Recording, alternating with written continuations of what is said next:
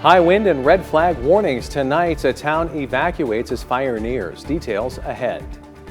Plus, a suit filed today in Montana trying to put an end to all mail ballots. We'll explain.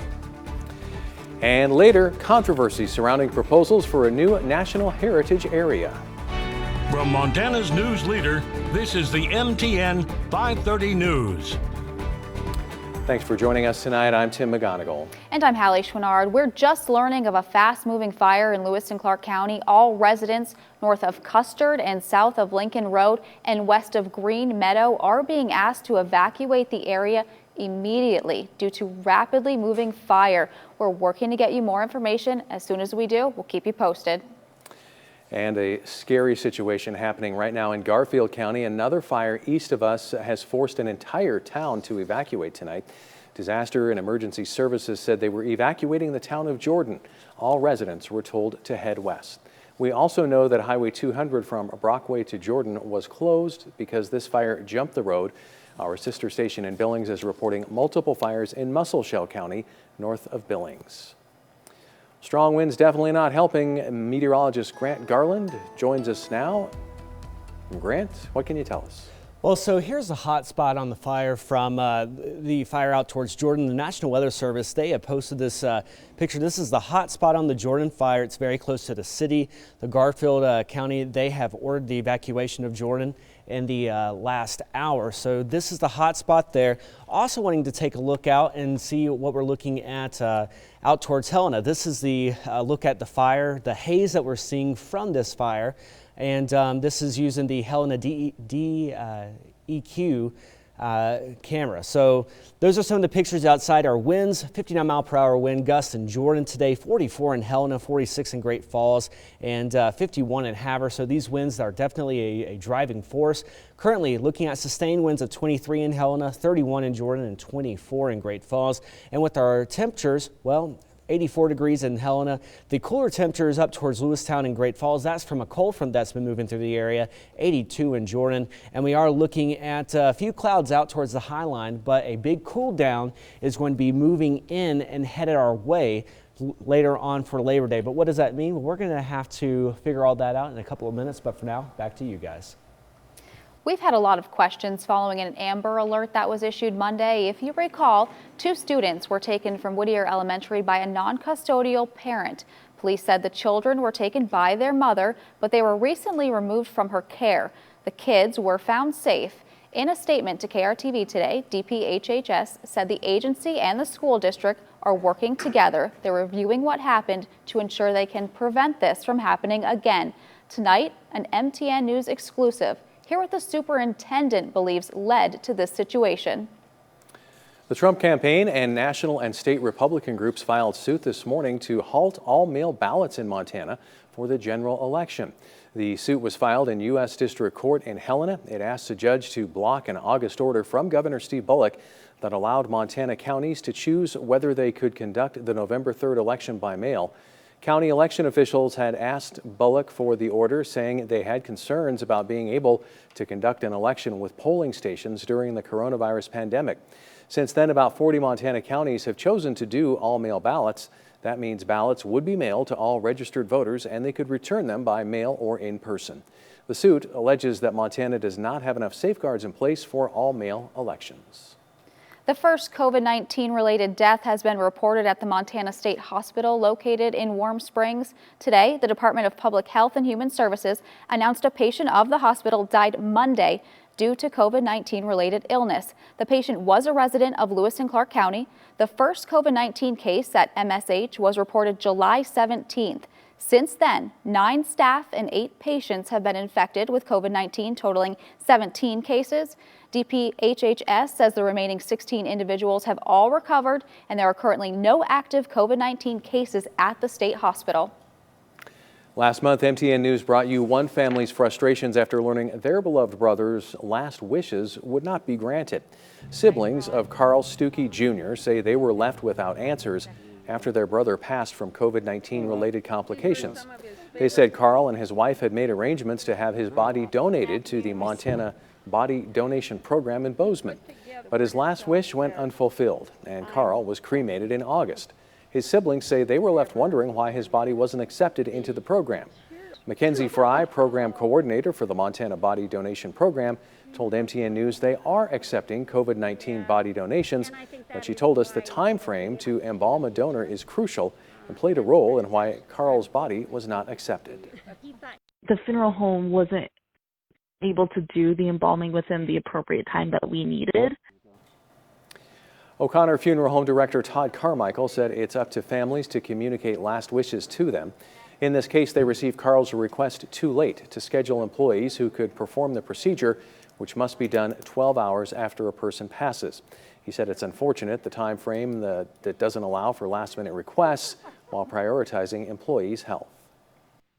We didn't know that that was his wishes until we had sent staffing home for the night. So anybody that's got a weakened immune system, we're not going to want to put them in any kind of a place where there could be a possible exposure to the COVID-19 virus.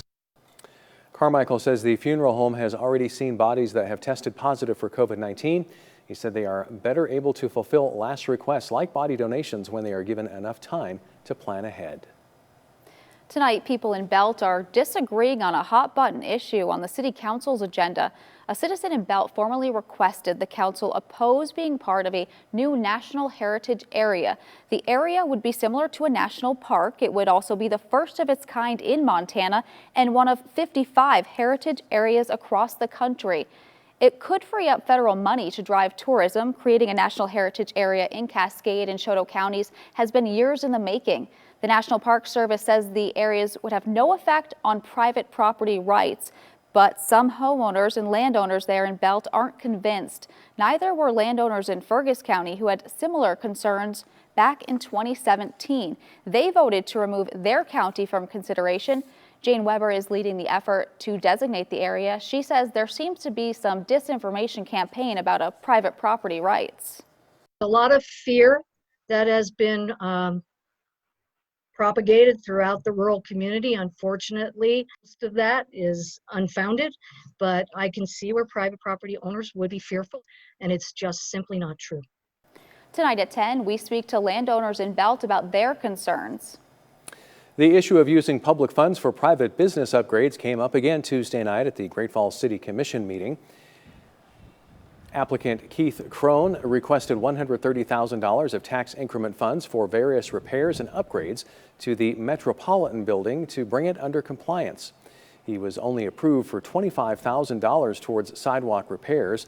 As it stands, there's no method for private developers to access public funds for essential building upgrades in Great Falls, and that's an obstacle to growth that frustrates both the downtown community and the City Commission. Great Falls needs to be more aggressive in its use of tax increment financing so that we can make more of these, particularly the smaller buildings, viable for redevelopment. Our history with TIFs has been, some would argue, pretty conservative. It is painful to watch as we hear other communities push the envelope a little more. The Metropolitan Downtown is currently home to Brush Crazy and has plans for a distillery to move in next door and office space on the second floor. Some local families in need hoping to get new clothes for their kids for school or for winter from the Salvation Army will have to wait a little bit longer.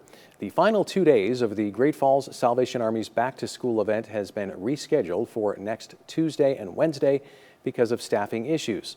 Today and tomorrow were supposed to be the final 2 days. In the 2 weeks the event has been held so far, only about a dozen families have stopped by to get clothes. We don't know if it's a COVID thing, if kids that are doing remote learning, maybe parents don't feel like they need those extra new clothing. And it could possibly just be that the word hasn't gotten out very well. Clothes can be picked up between 9 and 11 both days next week at the Family Service Center. You will need to bring some form of ID for each child that shows the child's birthday. Coming up, preserving our history. A look at a major project kicking off for the Historical Society.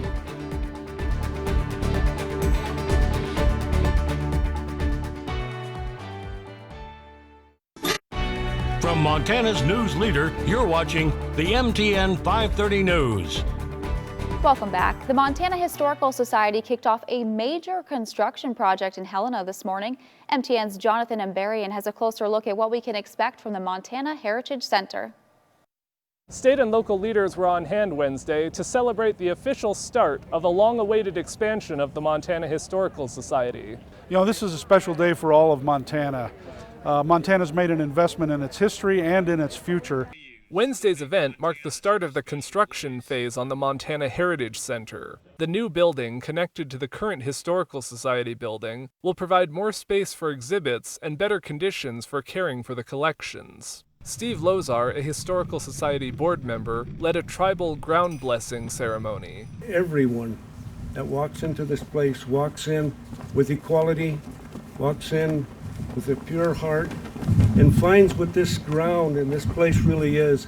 And that's a place of discovery, where we discover who we are, how we connect. Leaders then turned the first shovels of dirt for the groundbreaking.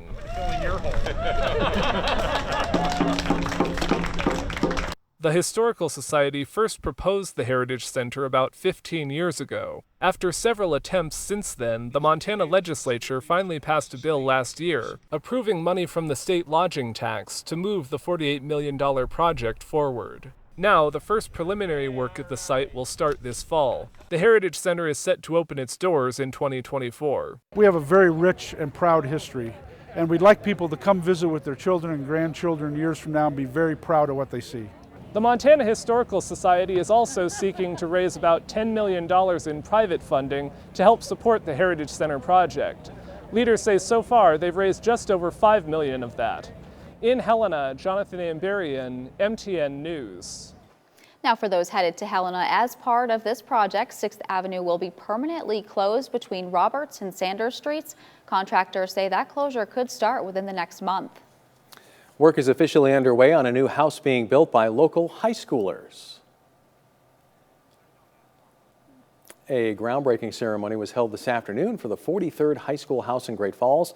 Great Falls High and C.M. Russell High School students team up with a local nonprofit called NeighborWorks to build the houses. Once the houses are complete, they're put up for sale. Organizers say COVID-19 presents some challenges, but it's not going to stop them.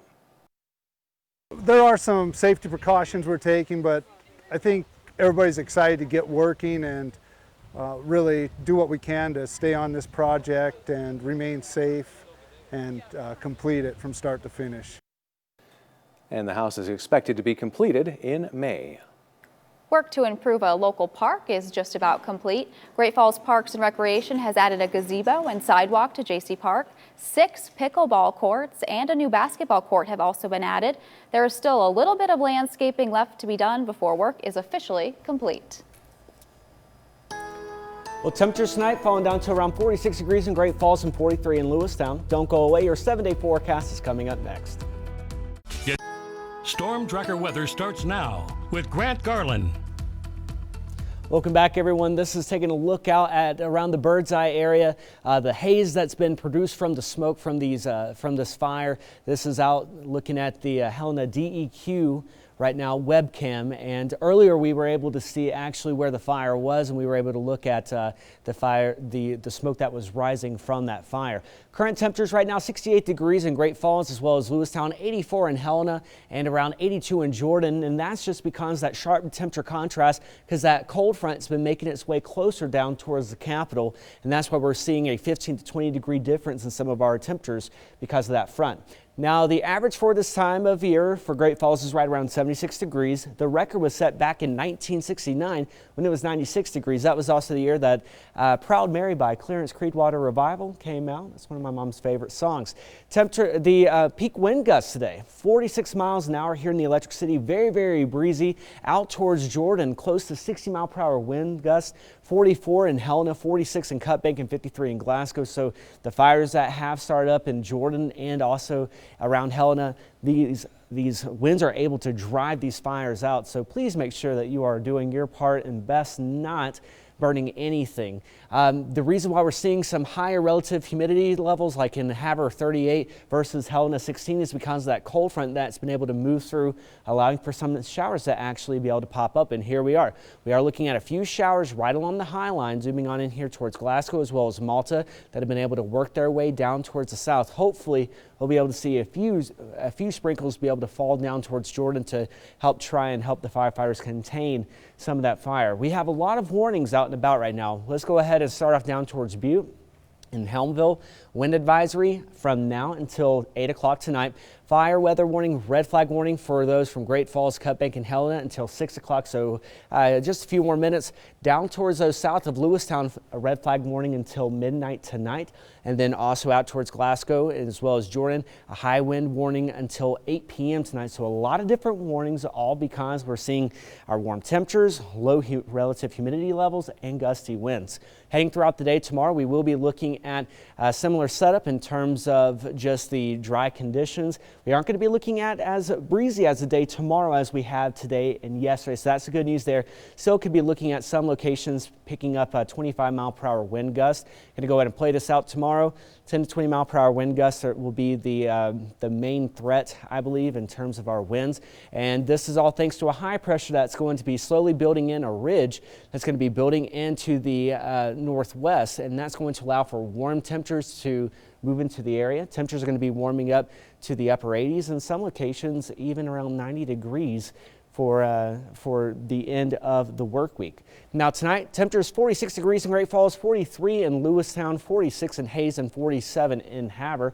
As we walk out the door tomorrow, temperatures around 48 degrees, warming up to around 84 by 4 p.m. We are looking at warm temperatures tomorrow, 87 degrees in Great Falls, 89 in Helena, 76 in Hayes, and 77 in Glasgow. Over the next 3 days, we will see our temperatures peak at around 90 degrees for Friday. Then on Saturday, sharp contrast, 76 degrees as we have another front move in, 59 on Sunday. Could be looking at a few mountain snow showers on Monday. Thanks, Grant. Well, gearing up for the season, we'll take you to Great Falls High for some volleyball preps.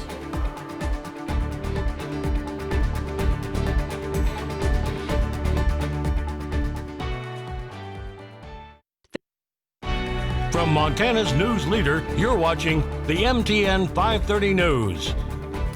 Well, it's finally September, but Class AA volleyball teams still have more than 10 days before their season openers. This week, MTN's Isaiah Dunk caught up with Great Falls High. There's a new feeling around Great Falls High volleyball this fall, and it's not just because of COVID-19 or the late start to games. There's a new coach on the sidelines, one that's not totally unfamiliar to the Bison. It's Taylor Parker, who comes over after being an assistant at CMR last year. I had to come in and tell them, like, I'm not a spy. I'm here to teach you guys and be with you guys. Like, I'm a Bison now. And so that was a little weird at first, but I've really enjoyed it. I mean, just getting to know them. I've always seen them from the other side of the court, and we've had, there's different perspectives and things like that. But just to get to know them on the court has been really fun so far. It feels like she's been here the whole time. It doesn't feel like she came from somewhere different. And she's just so excited to get to know all of us and to better the program, I think. Allison Harris is one of 9 seniors on the Bison this year, and that experience is something that Coach Parker says has been helpful as she transitions. They've honestly been kind of showing me the ropes on a lot of things I don't know about the school or traditions, things that they do here. She said this year's squad has a good mix of athletes too, which will help with their schemes. We have a lot of really tall girls and then a lot of shorter girls. There's not a lot of in between, so we have a lot of hitters and a lot of DS. But I think because they're so experienced, they've been playing with each other for a really long time. They know how each one works, so it's been really nice. The Bison open play against Belgrade on September 12th. Until then, in Great Falls, Isaiah Dunk, MTN Sports. And don't go away, we'll be right back. Temperatures tonight, 46 degrees in Great Falls, 43 in Lewistown, 46 in Hayes, and 47 in Havre. Walking out the door tomorrow, 48 degrees around 7 a.m. Quickly, though, to 84 degrees by 4 p.m. Overall, 87 degrees in the Electric City, 89 in the Capital, and 80 in Havre. And we will see our temperatures warm up through the end of the work week, but then quickly dive down into 59 degrees on Sunday and 62 on Monday with a few snow showers possible in the mountains. Well, Daredevil David Blaine performed his latest stunt today, ascending nearly 30,000 feet into the Arizona sky while hanging from a cluster of jumbo-sized balloons before parachuting safely back to Earth. The stunt lasted roughly 30 minutes, reaching an altitude slightly higher than Mount Everest. Blaine released himself from the balloon cluster and free fell for some 30 seconds before deploying his chute to slow his descent. They said he was more than 29,000 feet, an altitude most commercial airlines travel at. Yeah. Can you even imagine? No, but that reminds me of the movie Up. There, from, exactly, Disney. yeah. I never saw that. Wow. All right. Well, that's all the time we have. See you back here tonight at 10.